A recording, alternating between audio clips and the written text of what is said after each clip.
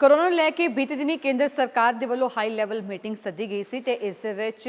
ਵੱਖ-ਵੱਖ ਜੋ ਪ੍ਰਕਿਰਿਆਵਾਂ ਨੇ ਜੋ ਪ੍ਰੀਕਾਸ਼ਨ ਸਟੈਪਸ ਲਿੱਤੇ ਜਾਣਗੇ ਉਹਨਾਂ ਦੀ ਸਮੀਖਿਆ ਬੈਠਕ ਕੀਤੀ ਗਈ ਸੀ ਤੇ ਤਿਆਰੀਆਂ ਨੂੰ ਲੈ ਕੇ ਵੀ ਚਰਚਾ ਕੀਤੀ ਗਈ ਸੀ ਤੇ ਇਹਨਾਂ ਸਭ ਦੇ ਦਰਮਿਆਨ ਹੁਣ ਨਵੀਆਂ ਗਾਈਡਲਾਈਨਸ ਆਈਆਂ ਨੇ। ਇਹ ਗਾਈਡਲਾਈਨਸ ਉਹਨਾਂ ਦੇ ਲਈ ਨੇ ਜੋ ਵਿਦੇਸ਼ ਤੋਂ ਭਾਰਤ ਦੇ ਵਿੱਚ ਯਾਤਰਾ ਕਰਨ ਵਾਲੇ ਨੇ, ਯਾਨੀ ਕਿ ਵਿਦੇਸ਼ੀ ਯਾਤਰੀਆਂ ਦੇ ਲਈ ਭਾਰਤ ਸਰਕਾਰ ਦੇ ਵੱਲੋਂ ਕੁਝ ਗਾਈਡਲਾਈਨਸ ਜਾਰੀ ਕੀਤੀਆਂ ਗਈਆਂ ਨੇ ਜਿਨ੍ਹਾਂ ਦੇ ਵਿੱਚ ਟੈਸਟਿੰਗ ਤੋਂ ਲੈ ਕੇ ਵੈਕਸੀਨੇਸ਼ਨ ਤੱਕ ਹਰ ਚੀਜ਼ ਦਾ ਖਿਆਲ ਰੱਖਿਆ ਗਿਆ ਤੇ ਇਹਨਾਂ ਨੂੰ ਗਾਈਡਲਾਈਨਸ ਦੇ ਵਿੱਚ ਸ਼ਾਮਲ ਕੀਤਾ ਗਿਆ। ਸਭ ਤੋਂ ਪਹਿਲਾਂ ਤੁਹਾਨੂੰ ਦੱਸ ਦਈਏ ਕਿ ਜੋ ਗਾਈਡਲਾਈਨਸ ਨੇ ਉਹਨਾਂ ਦੇ ਮੁਤਾਬਕ ਜੋ ਵਿਦੇਸ਼ ਤੋਂ ਯਾਤਰਾ ਕਰਨ ਵਾਲੇ ਨੇ ਭਾਰਤ ਦੇ ਵਿੱਚ ਉਹਨਾਂ ਨੂੰ ਵੈਕਸੀਨੇਟਿਡ ਹੋਣਾ ਜ਼ਰੂਰੀ ਹੈ।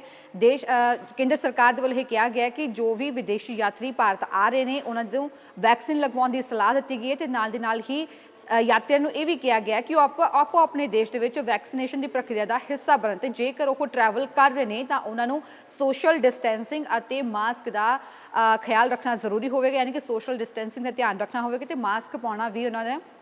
ਲਾਜ਼ਮੀ ਕੀਤਾ ਗਿਆ ਤੇ तमाम 에ਅਰਲਾਈਨਸ ਨੂੰ ਇਸ ਬਾਰੇ ਨਿਰਦੇਸ਼ ਦਿੱਤੇ ਗਏ ਨੇ ਜਿਨ੍ਹਾਂ ਦੇ ਵਿੱਚ ਇਹ ਕਿਹਾ ਗਿਆ ਕਿ ਟਰੈਵਲ ਅਤੇ ਸਾਰੇ ਐਂਟਰੀ ਪੁਆਇੰਟਸ ਤੇ ਇਹਨਾਂ ਚੀਜ਼ਾਂ ਦਾ ਖਾਸ ਖਿਆਲ ਰੱਖਿਆ ਜਾਏ, ਯਾਨੀ ਕਿ ਸੋਸ਼ਲ ਡਿਸਟੈਂਸਿੰਗ ਦੀ ਪਾਲਣਾ ਹੋਵੇ ਅਤੇ ਜੋ ਵਿਦੇਸ਼ੀ ਯਾਤਰੀ ਨੇ ਉਹਨਾਂ ਦਾ ਮਾਸਕ ਵੇਅਰ ਕਰਨਾ ਜ਼ਰੂਰੀ ਹੋਵੇ, ਇਸ ਗੱਲ ਦਾ ਧਿਆਨ ਰੱਖਿਆ ਜਾਏ। ਜੇਕਰ ਕਿਸੇ ਵੀ ਪੈਸੇਂਜਰ ਦੇ ਵਿੱਚ ਕੋਰੋਨਾ ਦੇ ਲੱਛਣ ਪਾਏ ਜਾਂਦੇ ਨੇ ਤਾਂ ਉਹਨਾਂ ਨੂੰ ਨਿਯਮਾਂ ਦੇ ਤਹਿਤ ਆਈਸੋਲੇਟ ਕੀਤਾ ਜਾਏ ਤੇ ਯਾਤਰੀ ਨੂੰ ਮਾਸਕ ਪਾਉਣਾ ਜ਼ਰੂਰੀ ਹੋਵੇਗਾ ਤੇ ਬਾਕੀ ਯਾਤਰੀਆਂ ਤੋਂ ਤੁਰੰਤ ਵੱਖ ਕਰਨਾ ਹੋਵੇਗਾ। ਜੇਕਰ ਜਿਸ ਵੇਲੇ ਯਾਤਰੀ ਦੀ ਡੀਬੋਰਡਿੰਗ ਹੁੰਦੀ ਹੋਵੇ, ਯਾਨੀ ਕਿ ਜਦੋਂ ਫਲਾਈਟ ਲੈਂਡ ਹੁੰਦੀ ਹੈ ਤੇ ਯਾਤਰੀ ਬਾਹਰ ਆਉਂਦੇ ਨੇ ਜਹਾਜ਼ ਦੇ ਵਿੱਚ, ਉਸ ਦੌਰਾਨ ਵੀ ਸੋਸ਼ਲ ਡਿਸਟੈਂਸਿੰਗ ਦਾ ਖਿਆਲ ਰੱਖਿਆ ਜਾਵੇ ਅਤੇ 에ਅਰਪੋਰਟ ਤੇ ਉਤਰਨ ਤੋਂ ਬਾਅਦ ਯਾਤਰੀਆਂ ਦੀ ਥਰਮਲ ਸਕਰੀਨਿੰਗ ਹੋਵੇ। ਐਂਟਰੀ ਪੁਆਇੰਟਸ ਤੇ ਸਿਹਤ ਅਧਿਕਾਰੀ ਦੀ ਤੈਨਾਤੀ ਹੋਣੀ ਵੀ ਜ਼ਰੂਰੀ ਹੈ। ਜੇਕਰ ਸਕਰੀਨਿੰਗ ਦੇ ਦੌਰਾਨ ਕਿਸੇ ਵੀ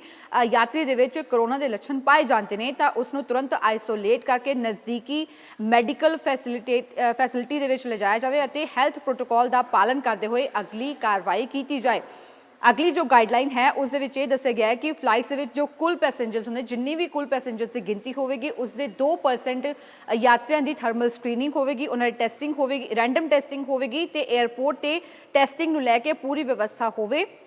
ਇਸ ਤੋਂ ਇਲਾਵਾ ਪੈਸੇਂਜਰਸ ਦੀ ਜਿਨ੍ਹਾਂ ਦੀ ਟੈਸਟਿੰਗ ਹੋਣੀ ਹੈ ਉਹਨਾਂ ਦੀ ਜਾਣਕਾਰੀ ਪੈਸੇਂਜਰਸ ਦੀ 에ਅਰਲਾਈਨ ਨੂੰ ਦੇਣੀ ਪਵੇਗੀ ਅਤੇ ਨਾਲ ਦੀ ਨਾਲ ਹੀ ਸੈਂਪਲ ਲੈਣ ਤੋਂ ਬਾਅਦ ਹੀ ਯਾਤਰੀਆਂ ਨੂੰ ਜਾਣ ਦਿੱਤਾ ਜਾਏਗਾ ਤੇ ਜੇਕਰ ਟੈਸਟਿੰਗ ਦੇ ਵਿੱਚ ਕਿਸੇ ਵੀ ਯਾਤਰੀ ਦਾ ਸੈਂਪਲ ਪੋਜ਼ਿਟਿਵ ਪਾਇਆ ਜਾਂਦਾ ਹੈ ਤਾਂ ਉਸ ਨੂੰ ਜਲਦੀ ਤੋਂ ਜਲਦੀ ਲੈਬ ਦੇ ਵਿੱਚ ਜੀਨੋਮ ਸੀਕੁਐਂਸਿੰਗ ਦੇ ਲਈ ਭੇਜਿਆ ਜਾਵੇ ਤਾਂ ਜੋ ਨਵੇਂ ਵੇਰੀਐਂਟ ਦਾ ਪਤਾ ਲਗਾਇਆ ਜਾ ਸਕੇ ਭਾਰਤ ਦੇ ਵਿੱਚ। ਸੋ ਸਿਹਤ ਮੰਤਰਾਲੇ ਦੇ ਵੱਲੋਂ ਇਹ ਗਾਈਡਲਾਈਨਸ ਜਾਰੀ ਕੀਤੀਆਂ ਗਈਆਂ ਨੇ। ਇਸ ਤੋਂ ਇਲਾਵਾ ਇਹ ਵੀ ਕਿਹਾ ਗਿਆ ਸਿਹਤ ਮੰਤਰਾਲੇ ਦੇ ਵੱਲੋਂ ਕਿ ਜੋ ਯਾਤਰੀ ਨੇ ਵਿਦੇਸ਼ ਤੋਂ ਸਫ਼ਰ ਕਰਨੇ ਭਾਰਤ ਦੇ ਵੱਲ, ਉਹ ਆਪਣੀ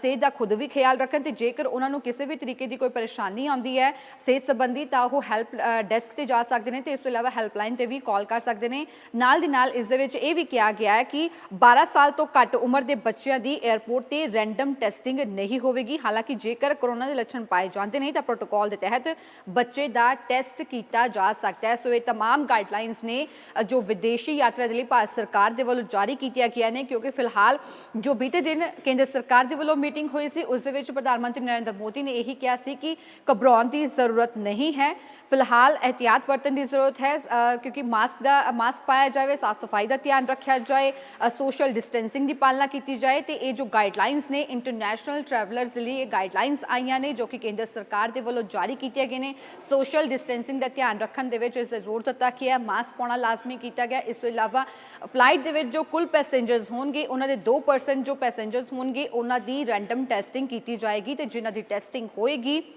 에ਅਰਲਾਈਨ ਨੂੰ ਇਸ ਸੰਬੰਧੀ ਪੂਰੀ ਜਾਣਕਾਰੀ ਦੇਣੀ ਹੋਵੇਗੀ ਤੇ ਉਹਨਾਂ ਦੇ ਸੈਂਪਲ ਲੈਣ ਤੋਂ ਬਾਅਦ ਹੀ ਯਾਤਰੀਆਂ ਨੂੰ 에ਅਰਪੋਰਟ ਤੋਂ ਜਾਣ ਦਿੱਤਾ ਜਾਏਗਾ। ਇਸ ਤੋਂ ਇਲਾਵਾ ਡੀਬੋਰਡਿੰਗ ਦੇ ਵੇਲੇ ਜਦੋਂ ਜਹਾਜ਼ ਦੇ ਵਿੱਚੋਂ ਯਾਤਰੀ ਉਤਰਦੇ ਨੇ ਉਸ ਵੇਲੇ ਵੀ ਸੋਸ਼ਲ ਡਿਸਟੈਂਸਿੰਗ ਦਾ ਖਿਆਲ ਰੱਖਣਾ ਲਾਜ਼ਮੀ ਕਿਹਾ ਗਿਆ ਹੈ ਤੇ ਇਸ ਤੋਂ ਇਲਾਵਾ ਰੈਂਡਮ ਸੈਂਪਲਿੰਗ ਦੀ ਜੇਕਰ ਗੱਲ ਕੀਤੀ ਜਾਵੇ ਤਾਂ ਸੈਂਪਲਿੰਗ ਦੇ ਦੌਰਾਨ ਜੇਕਰ ਕਿਸੇ ਦਾ ਵੀ ਜੋ ਟੈਸਟ ਹੈ ਪੋਜ਼ਿਟਿਵ ਆਉਂਦਾ ਹੈ, ਉਸ ਦਾ ਸੈਂਪਲ ਪੋਜ਼ਿਟਿਵ ਆਉਂਦਾ ਹੈ ਤਾਂ ਉਸ ਨੂੰ ਜੀਨੋਮ ਸੀਕੁਐਂਸਿੰਗ ਦੇ ਲਈ ਤੁਰੰਤ ਭੇਜਿਆ ਜਾਏ। ਇਸ ਤੋਂ ਇਲਾਵਾ ਉਸ ਨੂੰ ਤੁਰੰਤ ਹੀ ਆਈਸੋਲੇਟ ਕਰ ਦਿੱਤਾ ਜਾਏ ਤੇ ਮਾਸਕ ਵੇਅਰ ਕਰਨਾ ਉਸ ਦਾ ਜ਼ਰੂਰੀ ਹੋਵੇਗਾ। ਹਾਲਾਂਕਿ 12 ਸਾਲ ਤੋਂ ਘੱਟ ਉਮਰ ਦੇ ਬੱਚਿਆਂ ਦੀ ਟੈਸਟਿੰਗ ਰੈਂਡਮ ਟੈਸਟਿੰਗ ਨਹੀਂ ਹੋਵੇਗੀ ਤੇ ਜੇਕਰ ਉਸ ਦੇ ਵਿੱਚ ਕੋਈ ਅਜਿਹਾ ਲੱਛਣ ਪਾਇਆ ਜਾਂਦਾ ਹੈ ਸੋ ਪ੍ਰੋਟੋਕਾਲਸ ਦੇ ਤਹਿਤ ਉਸ ਦਾ ਵੀ ਇਲਾਜ ਕੀਤਾ ਜਾਏਗਾ, ਉਸ ਦਾ ਟੈਸਟ ਕੀਤਾ ਜਾ ਸਕਦਾ। ਸੋ ਇਹ तमाम ਗਾਈਡਲਾਈਨਸ ਨੇ ਜੋ ਇੰਟਰਨੈਸ਼ਨਲ ਟਰੈਵਲਰਸ ਦੇ ਲਈ ਭਾਰਤ ਸਰਕਾਰ ਦੇ ਵੱਲੋਂ ਜਾਰੀ ਕੀਤੀਆਂ ਗਈਆਂ ਨੇ ਇਹਤਿਆਤ ਵਰਤਦਿਆਂ ਹੋਇਆਂ, ਕਿਉਂਕਿ ਗੁਆਂਢੀ ਦੇਸ਼ ਦੀ ਜੇਕਰ ਗੱਲ ਕੀਤੀ ਜਾਵੇ, ਚੀਨ ਦੇ ਵਿੱਚ ਹਾਲਾਤ ਬੇहद ਗੰਭੀਰ ਬਣੇ ਹੋਏ ਨੇ, ਚਿੰਤਾਜਨਕ ਬਣੇ ਹੋਏ ਨੇ, ਕਿਉਂਕਿ ਮਰੀਜ਼ ਉੱਥੇ ਬਹੁਤ ਜ਼ਿਆਦਾ ਨੇ, ਹਸਪਤਾਲਾਂ ਦੇ ਵਿੱਚ ਬੈੱਡ ਨਹੀਂ ਮਿਲੇ। ਸੋ ਇਹਨਾਂ ਚੀਜ਼ਾਂ ਨੂੰ ਧਿਆਨ ਦੇ ਵਿੱਚ ਰੱਖਦਿਆਂ ਹੋਇਆਂ ਕਿਸੇ ਵੀ ਤਰੀਕੇ ਦੀ